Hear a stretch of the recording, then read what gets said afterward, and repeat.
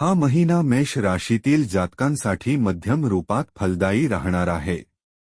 ग्रहांच्या स्थिती अनुसार तुम्हाला आर्थिकदृष्ट्या खूप सावधानी ठेवावी लागेल, कारण खर्च खूप होत राहतील आणि तुमच्या स्वास्थ्य समस्याही वाढू शकतात। तथापि करिअरच्या दृष्टीने तुम्हाला अधिक यश प्राप्त होऊ शकते। नोकरी आणि व्यापारात तुमची कार्यकुशलता तुमची इतर लोकांपेक्षा पुढे राहील। वैवाहिक जीवनात चढउतारांमध्ये तुमचे सामंजस्य कायम राहील, यामुळे तुमचे नाते सुरक्षित राहील। प्रेम संबंधात प्रगाढता येईल। विदेश जाण्याचे योग प्रबळ बनतील आणि जे लोक या दिशेत आधीपासून प्रयत्न करत आहेत त्यांना उत्तम यश मिळू शकते। आर्थिकदृष्ट्या चढउताराने भरलेला राहणार आहे। कौटुंबिक जीवनात शांतता कायम राहण्याची शक्यता आहे।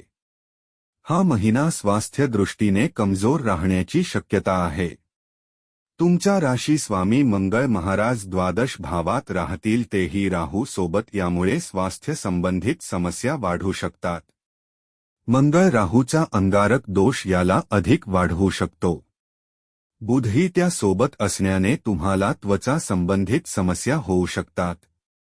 उपाय: तुम्ही प्रत्येक मंगळवारी गुळाचे लाडू बनवून गाईला खाऊ घातले पाहिजे।